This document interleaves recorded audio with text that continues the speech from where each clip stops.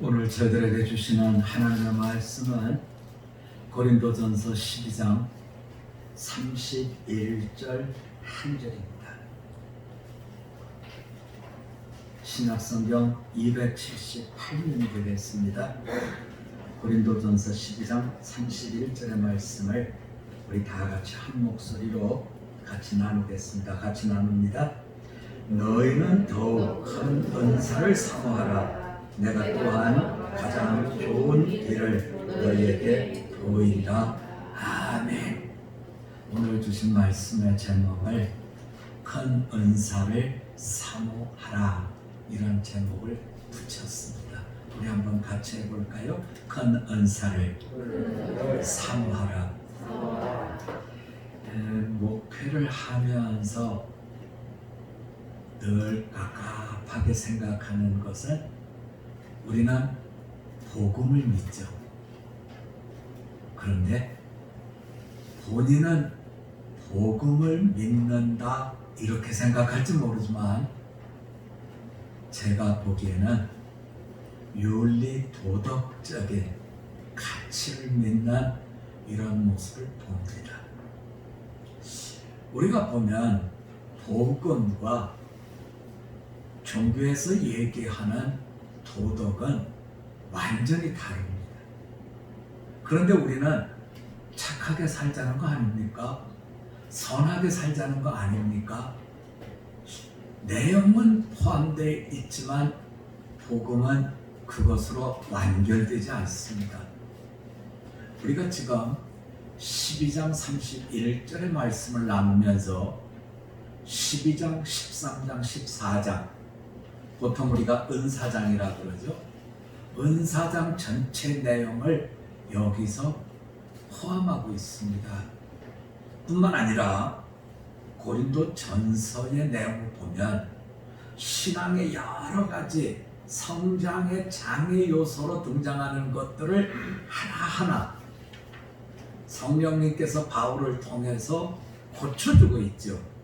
그런데 처음에 고친 것은 서로 나뉘어서 분쟁을 하는 문제를 다루고요. 또 교회 안에서 저 사람이 잘못된 걸 묵인하는 것에 대해서 이야기를 하다가 결혼하는 것은 어떻게 해야 됩니까? 교회 생활은 어떻게 해야 됩니까? 그리고 지난주에 우리가 같이 나눴던 것은 성만찬은 어떻게 해야 됩니까?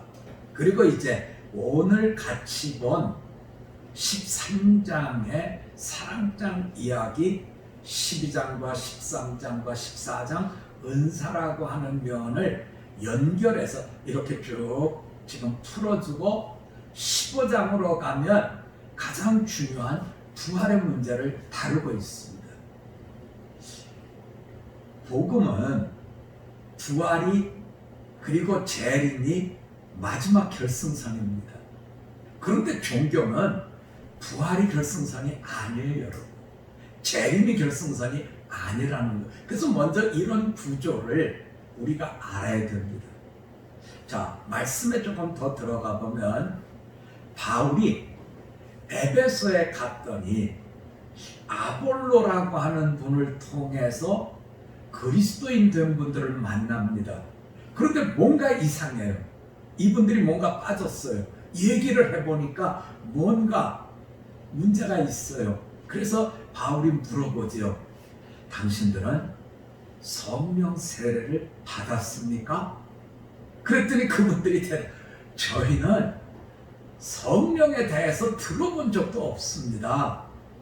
성령 세례가 뭡니까? 그래서 설명을 해주고 안수해줘서 이분들이 성령 세례를 받게 되는 일을 사도행전에서 우리에게 소개해주고 있습니다. 자, 우리 한번 같이 해볼까요? 성도는 성령 세례를 받아야 됩니다. 자, 그 점을 우리가 바울이 에베소에서 구체적으로 왜 성령 세례를 받아야 되느냐 하는 그 이야기를 좀 풀어볼 필요가 있는데요.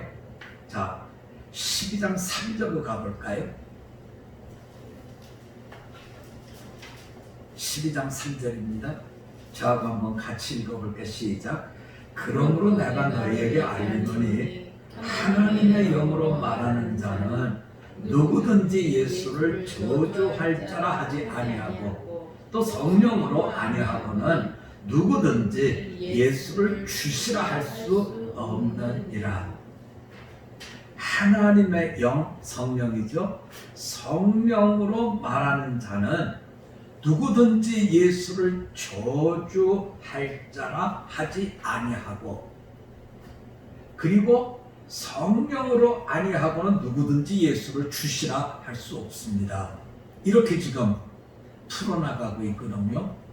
이 말씀은 유대인들은 나무에 달려서 죽은 사람은 신명기의 말씀을 가지고 그 사람은 어떻게 됐다?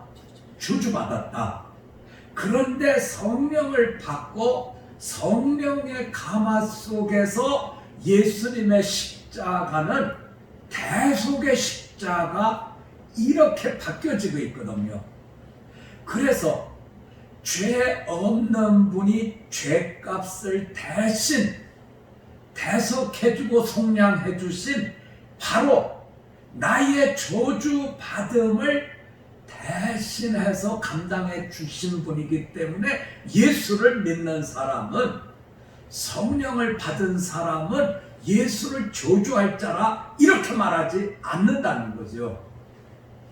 또 더 나아가서 성령의 사람은 예수를 주라 이렇게 말씀합니다. 이 말씀은 당시에 예수를 주라 그럼 죽여버렸어요. 왜냐하면 주는 가이사죠. 가이사가 주지요. 그런 시대에 가이사가 주님이 아니라 내 주인은 예수입니다 하면 죽을 수밖에 없었는데, 여러분, 이것은 의지적 사건이 아니라 은혜적 사건이고, 이 사람은 성령의 감화 감동을 받았기 때문에 죽음도 불사하면서 예수님은 나의 구주입니다 이렇게 밝혀준다는 거죠.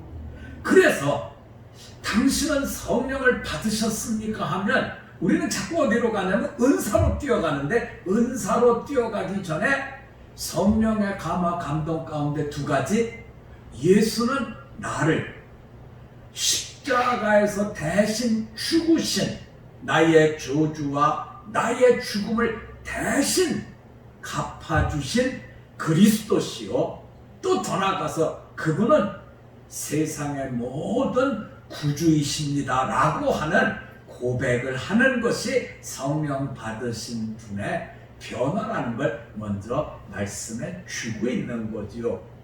그래서 이와 같은 속에서 성령을 받으면 그 성령 받음의 특징 중에 하나가 하나님이 은사를 주시는 거예요. 이것은 예수 안에서 일하고자 하는 사람들에게 하나님께서 일하는 도구를 주시는 이런 역사가 은사를 주시는 것인데요. 고린도 교회의 교인들은 예수를 믿기 전에, 성령을 받기 전에 이분들이 어땠었냐면 이방 신전에 가서 그들의 신에게 예배를 하던 사람들. 그러니까 은사에 대해서도 자꾸 나는 이걸 갖고 싶어, 나는 이걸 갖고 싶어, 나는 이걸 갖고 싶어, 이런 식으로 더 좋은 것과 덜 좋은 것으로 나눴더라는 거죠. 이유는 이분들이 이방 신전에 가서 지내면서 신비한 황홀경들을 체험했던 사람들이거든요. 그래서 성령이 주시는 은사가 일하는 사람, 교회의 지체된 자로서 서로 도와주는 부분에 도구가 된다고 생각하는 것이 아니라, 내가 저 사람보다 더 잘났기 때문에 더 좋은 걸 받았다, 나름대로 등수를 매겨놓고 이랬다는 겁니다. 그래서 이 사람들이 제일 받고 싶었던 것은 은사 중에서 사람들에게 보여주는 것, 방언이죠. 방언하면 여러분 정신없잖아요. 그런데 나중에 14장에 가면 바울이 그 부분에 대해서 설명해 주죠. 방언은 하나님과 당신만 교제하는 것이고, 예언, 우리 표현으로 하면 설교죠. 설교는 하나님의 말씀을 여러 사람에게 나눠주는 것이기에 예언이 방언보다 더 귀합니다 하는 사용의 예를 가지고 설명을 14장 가서 해주고 있어요. 자, 이런 관점에서 은사는 어느 것이 더 필요하다, 어느 것이 더 작다, 이런 것이 아니라 성령의 사람들이 교회의 유익을 위해서 하나님께서 허락하셨습니다. 그래서 은사의 문제를 다룰 때마다 저는 이런 생각이 들어요. 여러분 손가락 이렇게 보면요, 큰 손가락도 있고 작은 손가락도 있고 그렇죠. 옛날에는 엄지손가락은 거의 사용하는 예가 없댔어요. 그렇죠? 근데 핸드폰 나온 다음에 이 오른 엄지손가락처럼 많이 쓰는 게 없죠. 야, 이거 진짜 엄지손가락 귀한 게 됐구나. 이건 핸드폰이 나온 다음부터 그렇죠.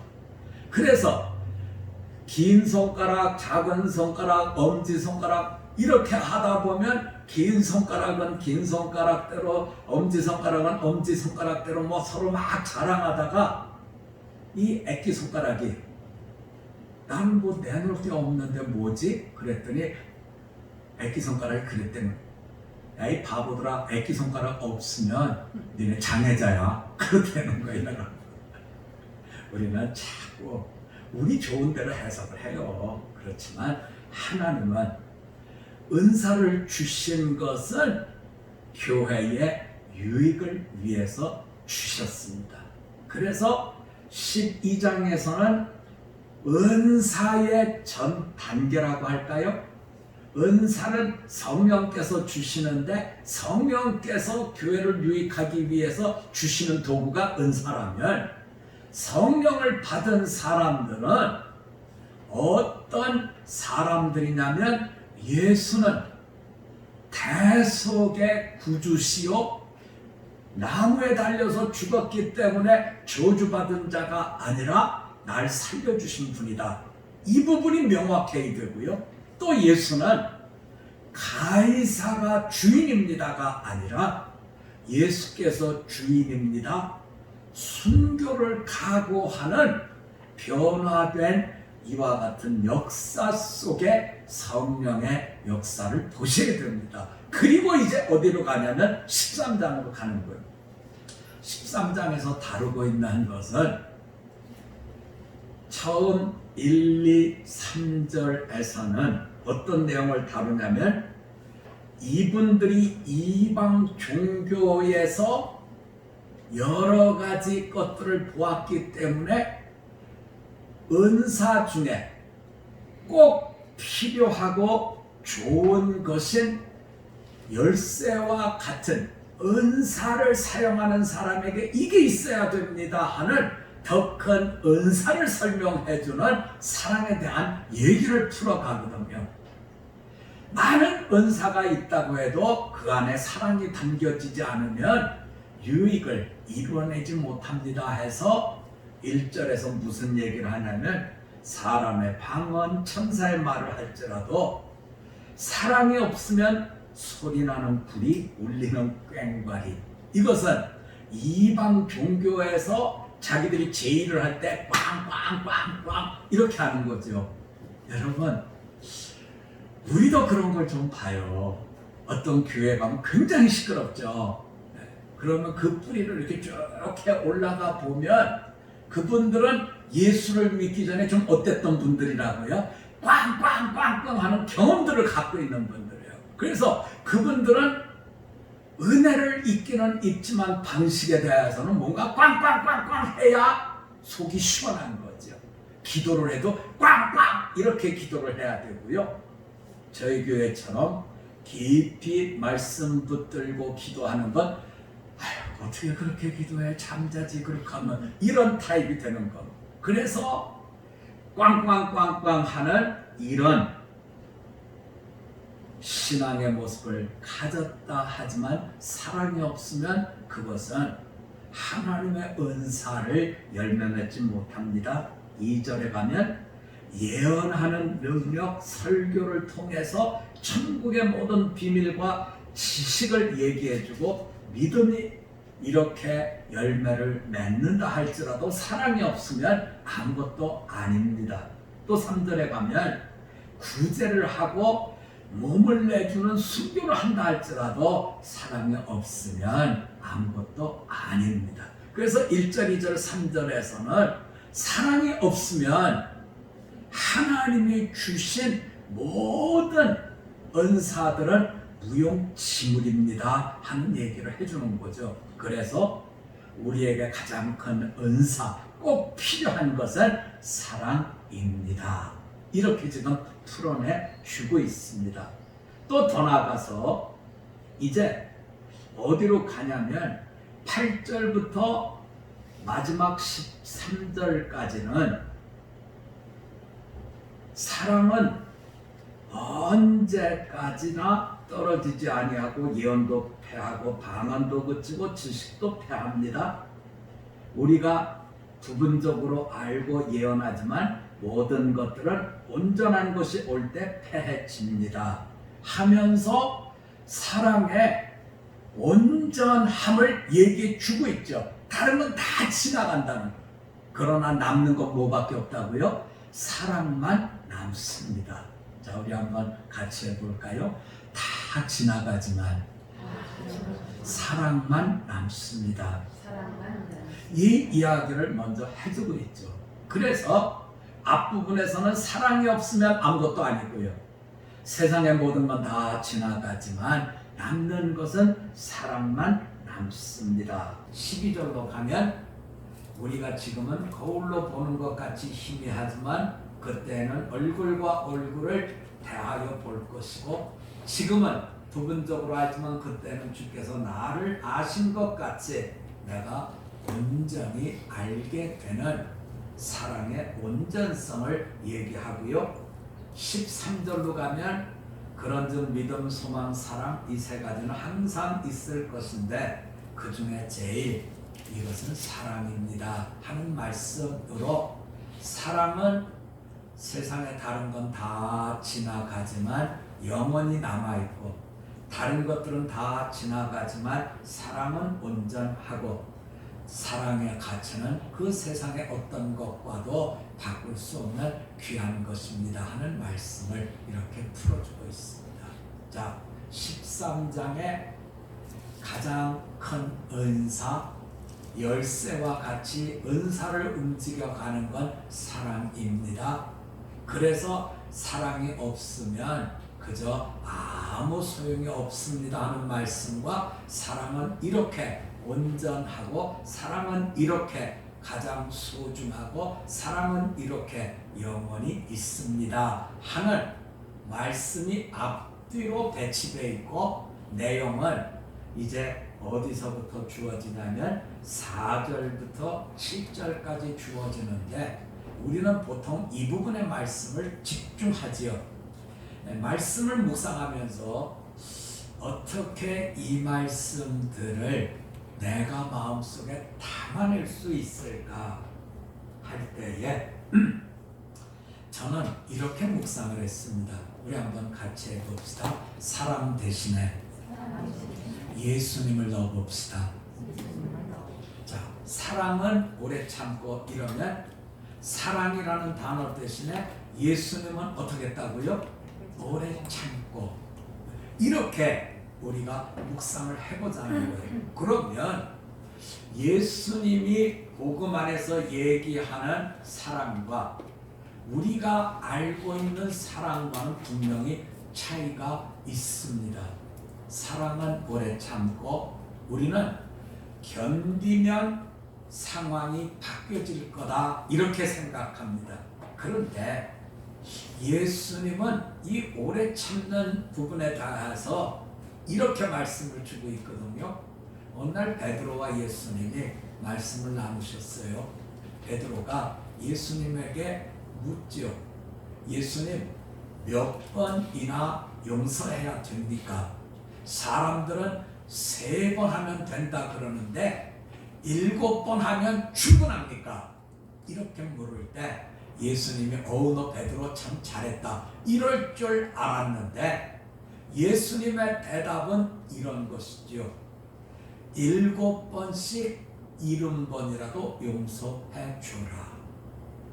다르게 표현하면 세월을 기다리면 환경이 달라진다 이것이 아니라 오래 참는다는 것은 세월을 기다려라가 아니라 내 마음속에 노하는 것을 다 없애버려라. 노하는 마음을 다 녹여버려라. 이렇게 되는 것이죠. 그래서 7번씩 70번이라도 용서해 주라는 말씀으로 사람은 예수님은 오래 참고 다시 표현하면 예수님에게는 분노가 아예 자리 잡지 않았습니다.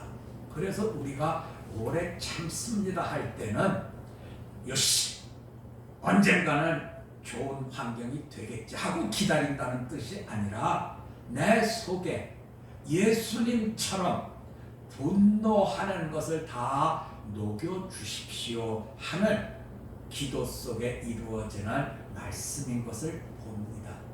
이 15개를 다 해보면 참 좋겠는데요. 다 하기는 어렵고 그저 한 2-3 가지 더 해보려고 하는데요. 사랑은 온유하며 이렇게 나옵니다. 우리 한번 같이 해봅시다. 사랑은 온유합니다. 예수님은 온유합니다. 이제 저하고 여러분하고 어딜 가보냐면요, 간음하다가 잡혀온 여인을 끌고 온 현장으로 가보자고요. 서기관과 바리새인이 예수님에게 얘기하죠. 모세는 이렇게 간음한 여인을 돌로 쳐서 죽이라고 했습니다. 그런데 예수님 어떻게 하시겠습니까? 그랬더니 예수님이 그 이야기를 듣더니 땅에다 글쩍글쩍글쩍 글을 쓰다가 말씀을 하시죠. 너희 중에 죄 없는 자가 돌로 쳐라. 그랬더니 또 예수님은 글쩍글쩍 글을 쓰는 동안에 사람들은 어른부터 한 사람, 2사람, 한 사람, 2사람 떠나가서 다 떠나갔다는 거예요. 그 속에 예수님이 말씀을 하시죠. 나도 너를 정죄하지 않는다. 그러니 가서 다시는 죄를 짓지 말아라.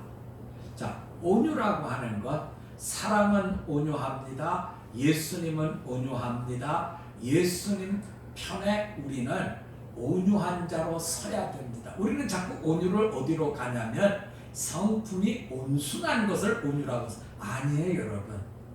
온유는 예수님께서 간음한 여인을 사하여 준 것처럼 주님께서 서신 그 자리에 우리가 서는 것이지요. 그래서 저 사람은 참 온유하다 그러면 저 사람은 참 온순하다, 모든 사람에게 따뜻하게 대한다가 아니라 저분은 누구 편에 선다? 예수님 편에 선다. 그것을 우리가 마음에 두시면 좋겠다는 거죠. 3번째로 나오는 것은 우리 한번 같이 해봅시다. 사랑은 시기하지 아니하며. 자, 사랑은 뭐 하지 않아요? 시기하지 않아요. 예수님은 시기하지 않아요. 자, 예수님은 잘 되는 것에 대해서 박수를 쳐주시더라는 거지. 자, 우리 한번 같이 해봅시다. 잘 되는 것을 보고 축하해 줍시다. 그런데 시기는 어떤 거예요? 남이 잘 되는 걸 싫어하는 법. 여러분, 요즘 젊은이들이 가장 문제라고 우리가 봐야 될 것은 뭐냐면 그들의 마음속에 뭐가 많이 들어있어요? 시기가 많이 들어있어요.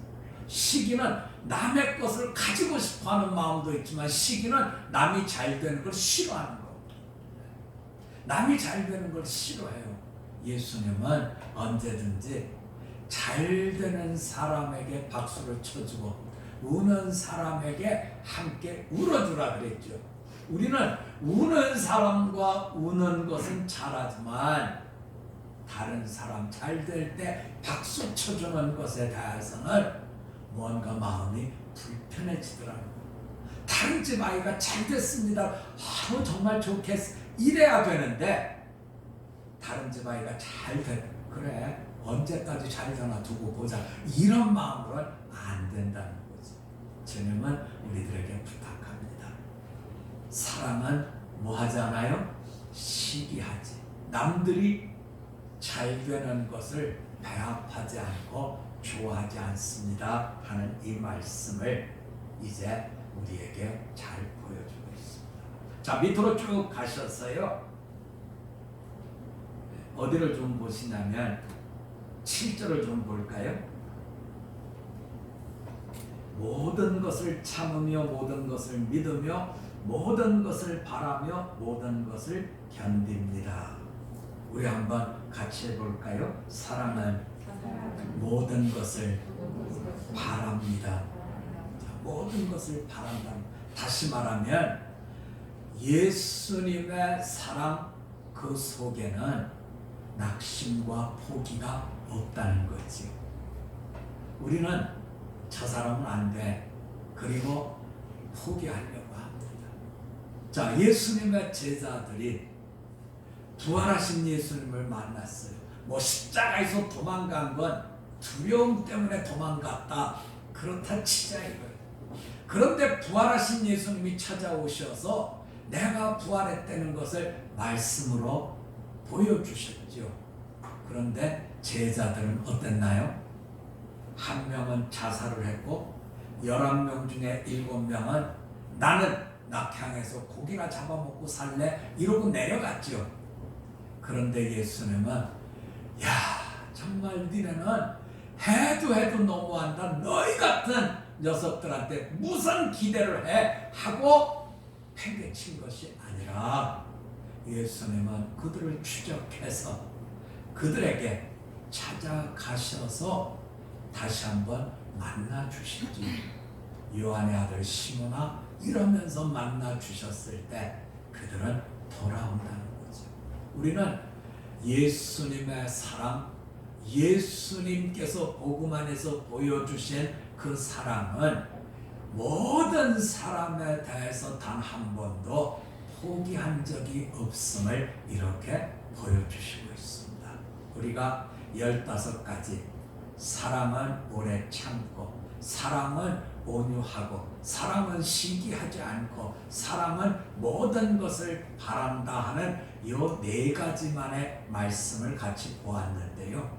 참으로 우리가 이 말씀을 매일매일 15가지 내용을 하나하나 묵상하면서 예수님을 사랑의 자리에 대비해서 예수님은 어떤 모습으로 복음의 삶을 보여주셨는가 마음에 담으시고 날마다 예수님을 닮아갈 수 있는 우리 모두가 되실 수 있기를 주님의 이름으로 부탁드립니다. 우리 한번 같이 기도드리겠습니다. 하나님 아버지, 하나님께서 우리에게 성령 세례를 허락하시고 예수님께서 나를 대속하신 저주받을 자라 하지 않는 그 자리에 세워주시고 예수님만이 나의 구주라고 고백하는 하늘 백성의 길을 걷게 하셔서 하나님의 몸된 교회를 섬겨가는 은사를 가진 자로 이 땅을 날마다 걷게 해주시니 감사드립니다. 참으로 예수님의 마음, 예수님의 성품을 갖게 하옵시고 주님 뜻 안에서 변화된 새 백성의 걸음을 누려가게 하여 주시옵소서.